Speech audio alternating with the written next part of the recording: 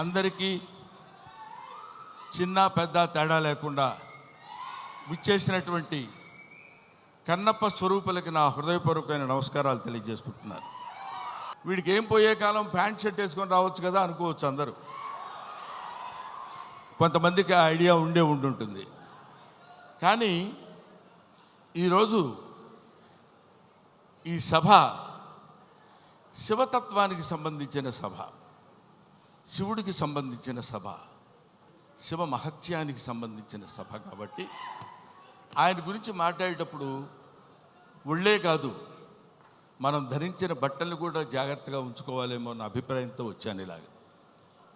తర్వాత ముందుగానే మీ అందరికీ నేను విన్నవించుకునేది ఏంటంటే, నేను మాట్లాడే మాటల్లో ఏమైనా పొరపాట్లు కానీ తప్పొప్పులు కానీ మీకు నచ్చని విషయాలు కానీ ఉంటే, నాకంటే ఆల్మోస్ట్ ఇక్కడ ఉన్న వాళ్ళందరూ వయసులో చిన్నవాళ్ళే అనుకుంటాను, పెద్ద హృదయాలతో మన్నించండి. ఒకటి. నెంబర్ 2, కన్నప్ప ఈ సినిమా మోహన్ బాబు గారు ఎందుకు తీశారబ్బా అని అనుకున్నా ఒకసారి. ఎందుకంటే మోహన్ బాబు గారి గురించి మీ అందరికీ తెలుసు. ఆయన 5 కోట్లతో 10 కోట్లతో సినిమా తీసి దాని మీద 10 కోట్లు 15 కోట్లు సంపాదించుకుని మళ్ళీ పక్కన పెట్టి మళ్ళీ ఇంకో సినిమా తీసి, అలాంటి డబ్బుకి అతి ప్రాధాన్యత ఇస్తూ గౌరవించేటువంటి వ్యక్తి మోహన్ బాబు గారు. నాకు తెలుసు 200 కోట్లు పెట్టి ఈ సినిమా ఈయన ఎందుకు ప్లాన్ చేశాడు అనే ఆలోచన చేస్తే, ఈ ఆలోచన ఆయనది కాదు, ఈ ఆలోచన ఆయనకు వచ్చినటువంటి ఆలోచన కాదు, సకల సృష్టి స్థితి లయకారుడైన ఆ పరమేశ్వరుని ఆలోచన అతనిలో సంక్రమించిందేమో. ఒకటి. ఇంకో పాయింట్ ఏంటంటే, ఎప్పుడో నా చిన్నతనంలో ఆయన కన్నడ రాజకుమార్ కాళహస్తి మహత్యం సినిమా తీశారు. ఆ తర్వాత కీర్తిశేషులు బాపు గారు, కీర్తిశేషులు కృష్ణరాజు గారితో కన్నప్ప సినిమా తీశారు. అది తీసి ఇంచుమించు 30 సంవత్సరాలు అవుతుందేమో నాకు తెలిసి, 30 సంవత్సరాల పైనే, 50 సంవత్సరాలు. ఆ సినిమా తర్వాత భక్తి తత్వాన్ని ఇప్పుడు ఇక్కడ ఉన్నటువంటి కుర్రకారందట్లో భక్తి సన్నగిల్లిపోయి అరాచకాలు పెరుగుతున్న సమయంలో ఏదో ఒక భారతీయ తత్వాన్ని, భారతీయ శివతత్వాన్ని తెలియపరచాలి ఇప్పుడున్నటువంటి కుర్రకారుకి అనేటువంటి ఆలోచనతోటి శివుడే, సాక్షాత్తు శివుడే, సాక్షాత్తు ఆ పరమేశ్వరుడే, సాక్షాత్తు ఆ కాళహస్తీశ్వరుడే, సాక్షాత్తు ఆ వాయులింగుడే మోహన్ బాబుని ఇలా రారా అని పిలిచాడు. ఎందుకు పిలిచాడంటే, కాళహస్తిలో శివుడు ఉంటాడు, పక్కనే మోదుగుపాలెంలో ఉన్న మోహన్ బాబుని పిలిచి నువ్వు రారా, నువ్వు ఏవేవో సినిమాలు తీస్తావంటే నా సినిమా తీయ అన్నాడు అంతే. అది శివనాజ్ఞను అనుసరించి తీసినటువంటి సినిమా ఈ భక్త కన్నప్ప అని నా నమ్మకం. లేకపోతే ఇంత డబ్బు పెట్టి నేను సినిమా తీసి ఇంత టెన్షన్ పడి ఇన్ని రకాలైనటువంటి విమర్శల్ని ఎదుర్కొంటూ నిలబడి సినిమాని రిలీజ్ చేసి శివతత్వాన్ని యావత్ ప్రపంచానికి తెలియపరచాలనేటువంటి ఆలోచన అతను కలగటం ఆయన చేసుకున్న పూర్వజన్మ సుకృతం.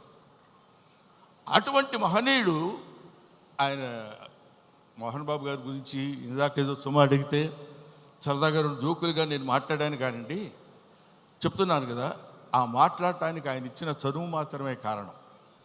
మోహన్ బాబు ఇందాక ఆయన నడిచి వస్తుంటే సాక్షాత్తు శివుని మీద ఒక సేవ చేసినటువంటి శివపాదార్చకుడైనటువంటి ఒక మహదేవ శాస్త్రి వస్తున్న ఆ నడక, టీవీ, ఆ ఆలోచన విధానం, అటువంటి మహానటుడి గురించి మనం చెప్పాల్సిన అవసరం లేదు. ఆ కడుపున పుట్టిన బిడ్డే మనుషుడు విష్ణు. అతన్ని కన్నప్పగా ఎన్నుకుని వీళ్ళందరూ చాలామంది ఏమనుకుంటారంటే, మనం ఈ సినిమాలో యాక్ట్ చేసాం, శరత్ బాబు గారు, మోహన్ లాల్ గారు, లేకపోతే ఇంకొక అక్షయ్ కుమార్ గారు, ముఖేష్ ఋషి గారు, వీళ్ళందరూ సినిమాల్లో యాక్ట్ చేశారని అనుకున్నారు. కానీ వీళ్ళందరూ యాక్ట్ చేయబడ్డారు. శివుని యొక్క ఆజ్ఞ చేత వీళ్ళందరూ ఈ సినిమాలో నటించాల్సిన, ఎందుకంటే ఎన్నో సినిమాలు చేసిన వాళ్ళు ఉన్నారు. మోహన్ బాబు గారు కూడా ఎన్నో సినిమాల్లో చేశారు. ఎన్నో సినిమాల్లో చేసి డబ్బు సంపాదించారు.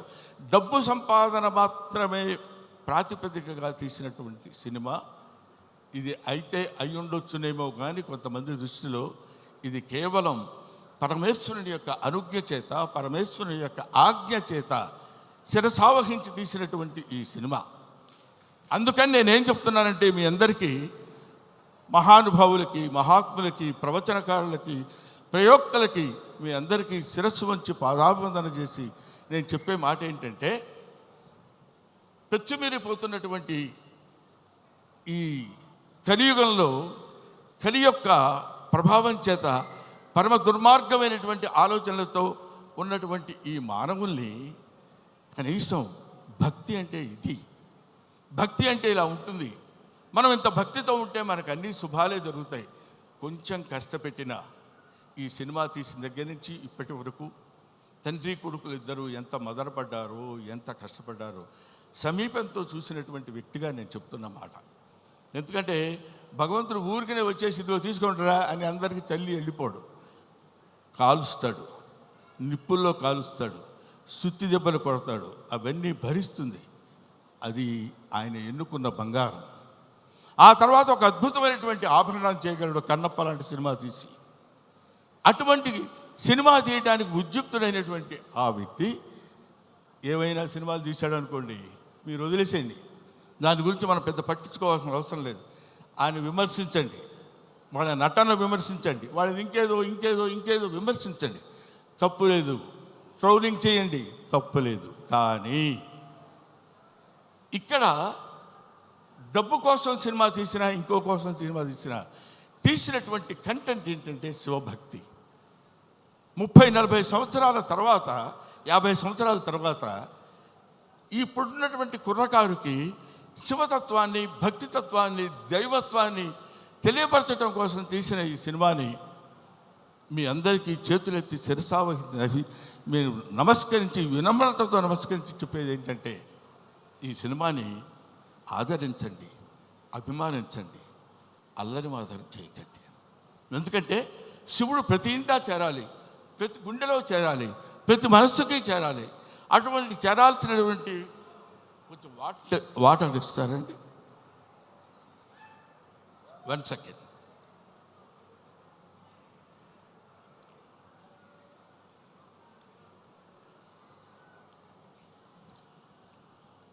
ప్రతివాడి హృదయంలో చేరాలి.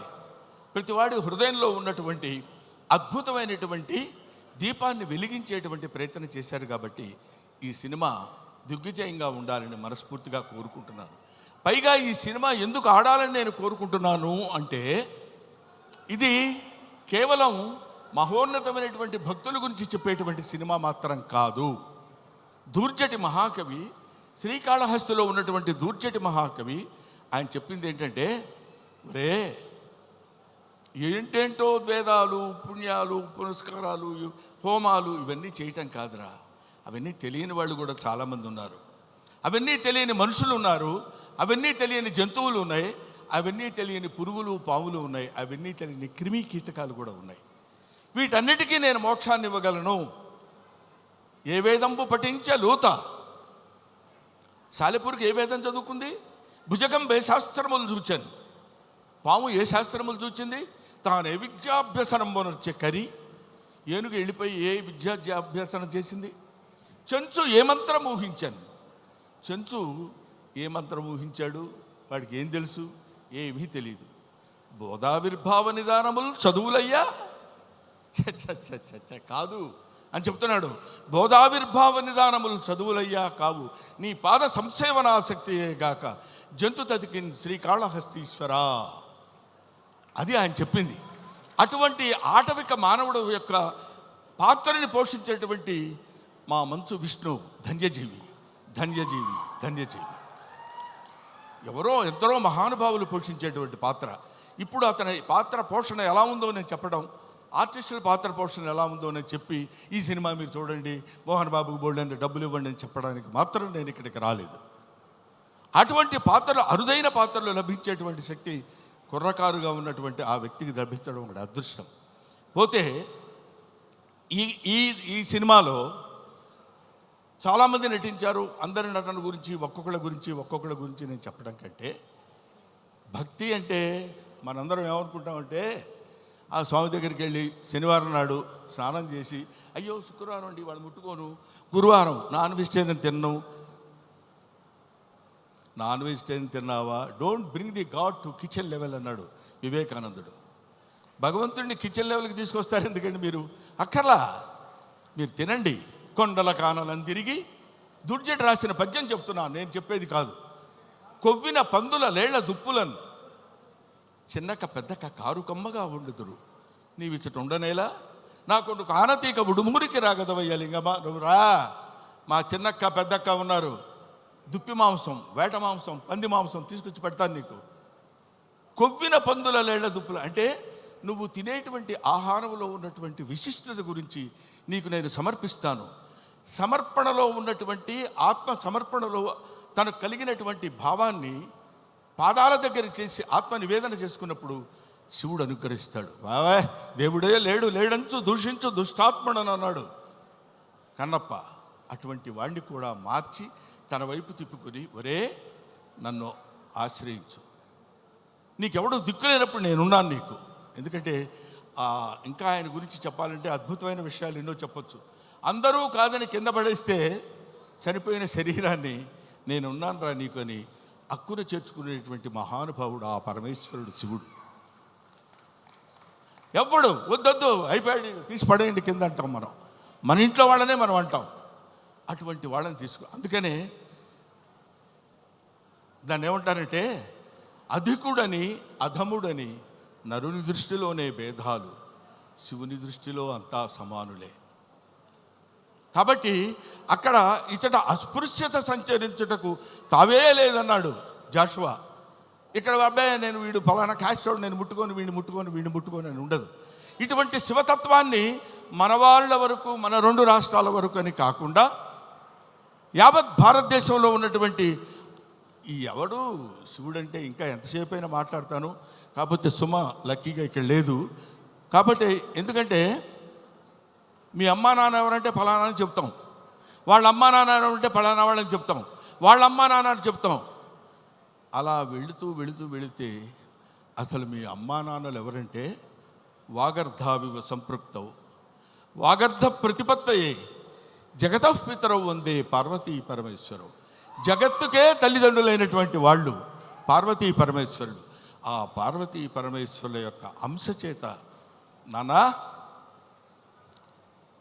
ఇది క్రిమి సాలెపురుగు, దీనికి మోక్షాన్ని ఇచ్చాడు. అది కీటకం పాము, దానికి మోక్షాన్ని ఇచ్చాడు. అది జంతువు ఏనుగు, దానికి మోక్షాన్ని ఇచ్చాడు. నాగరికత లేనటువంటి మనిషి, అడవి మనిషి, వాడికి మోక్షాన్ని ఇచ్చిందే కాకుండా శ్రీశైల మహాక్షేత్రంలో తన శిరస్సు మీద పెట్టుకున్నాడు. అదిగో కన్నప్ప గుడి అని మనం చూస్తాం.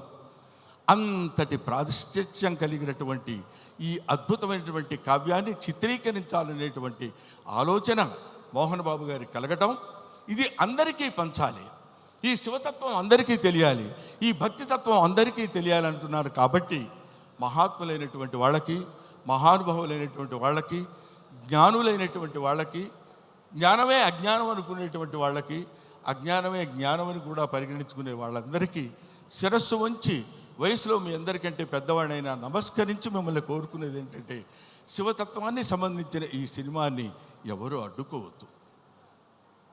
మీ అందరి సినిమా చూడమని కూడా నేను చెప్పట్లేదు, అడ్డుకోవద్దు. చూసిన తర్వాత ఆహా, ఇందాక ఆ మ్యూజిక్ డైరెక్టర్ ఉన్నాడు, శివుడికి కులం ఏంటండి? శివుడికి కులం ఏంటి? క్రిస్టియన్ ఫ్యామిలీ నుంచి వచ్చినటువంటి వ్యక్తి స్టీఫెన్సన్. మ్యూజిక్ డైరెక్టర్ పేరేంటండి? స్టిఫై. ఆయన శివతత్వాన్ని గురించిన సినిమా గురించి అంత అద్భుతమైనటువంటి భక్తి తత్వంలోకి తీసుకెళ్ళటం అనేటువంటి ఆలోచన, ఇవన్నీ there all picked. Sarath Kumar, లేకపోతే ఒక ముఖేష్ ఋషి, ఒక మోహన్ లాల్, వీళ్ళందరినీ, అక్షయ్ కుమార్ లాంటి వాళ్ళని పట్టుకుని వీళ్ళు వీళ్ళు వీళ్ళు ఉండాలని ఆలోచన అతనికి ఎలా కలిగిందంటే, ఇది ఏది మనం చేసింది కాదు, ఈ కన్నప్ప సినిమా అనేటువంటిది ఒక అద్భుతమైనటువంటి, ఒక the greatest adventurous film on the surface of earth.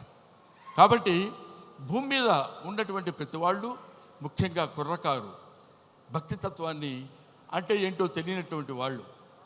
ఎందుకంటే నేను ఏదో ఒక విషయంలో మాట్లాడుతూ, భక్తి అంటే ఏంటంటే వెళ్ళిపోయి దండాలు పెట్టుకుని పూజలు చేసేసి మంత్రాలు చదివేసి అని, అది తప్పులేదు, అది వాళ్ళ నమ్మకం కావచ్చు. కానీ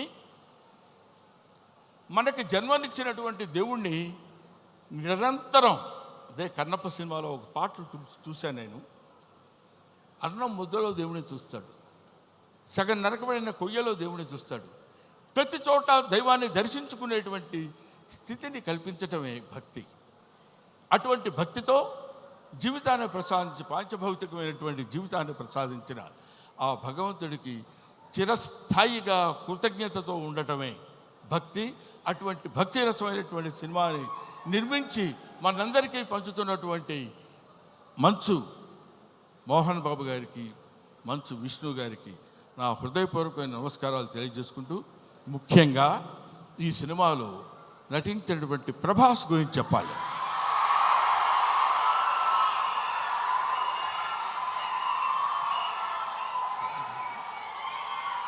ప్రభాస్ అంటే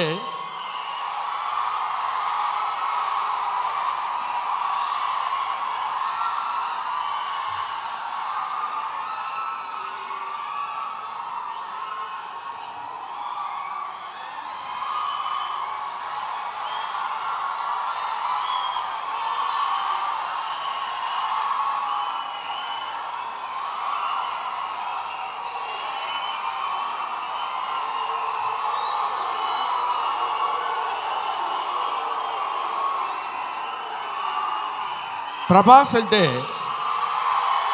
ప్రభాస్ అది ఇంకా ఆపండి. ప్రభాస్ గురించి చెప్పాలి ఈ సినిమాలో. ఆయన ఒక ప్రపంచం గర్వించదగినటువంటి నటుల్లో ఇప్పుడు ఒకడు ప్రభాస్. ఈ సినిమాలో ఆయన ఎందుకు అంగీకరించాడంటే, సినిమాలో ఆయన డబ్బు కోసం అంగీకరించలేదు, ఏదో ఈ సినిమాలో ఒక అద్భుతమైన క్యారెక్టర్ చేయాలని ఆయన అంగీకరించలేదు. ప్రభాస్ ఒక మానవతా విలువలు కలిగిన మనిషి, ఒక మంచి మనిషి. ఎవరైనా ఏదైనా చేయిజాప అడిగితే కాదనేటువంటి వ్యక్తి కాదు ప్రభాస్. ఎవరైనా అద్భుతమైనటువంటి స్థితిలో ఉండి ఇది నాకు కావాలి అని అడిగినప్పుడు, ముఖ్యంగా ఆ విషయంలో చెప్పాలంటే మోహన్ బాబు గారికి అత్యంత సన్నిహితుడు. మోహన్ బాబు గారు ఎలాంటి వాడంటే, ఓ చిన్న ఆల్కహాల్ లాంటి వాడు, అలవాటైతే వదిలిపెట్టలేం. అలాగే ఎంతో మోహన్ బాబు గారి మత్తులో, మోహన్ బాబు గారి ప్రేమలో మునిగి తేలినటువంటి వ్యక్తి కాబట్టి ప్రభాస్ ఈ సినిమాలో చేశాడు. అరే మోహన్ బాబు గారి ఎంట్రీ చూశారు కదా, అతను స్టీఫెన్ కూర్చున్నాడు, మ్యూజిక్ డైరెక్టర్. ఆ మోహన్ బాబు గారి ఎంట్రీ అలా పెడితే ప్రభాస్ శివప్రభాసుడు. అతను శివుడి చేత ప్రకాశవంతంగా పెరిగేవాడు, 6 అడుగుల అందగాడు. అతను విగ్గు పెట్టుకుని అలా వస్తున్నప్పుడు ఒళ్ళు గగురు పొడిచి వీర తాండవం, శివ తాండవం చేసేటువంటి విధంగా ఆ సినిమాలో నటించాడు ప్రభాస్. నేను చూశాను. ఆహా, ఇది కదా సినిమా, ఇది కదా శైవభక్తి, ఇది కదా దైవభక్తి అని నిరూపించేటువంటి సినిమా. ఇటువంటి సినిమాలు మనం చూడాలి, మన పిల్లల చేత చూడించాలి. మన భక్తి రసాన్ని భారతదేశంలో పెంపొందించే విధంగా చేయాలని మనస్ఫూర్తిగా కోరుకుంటూ, ఓం నమః పార్వతీపతయే, హర హర మహాదేవ, శంభో శంకర.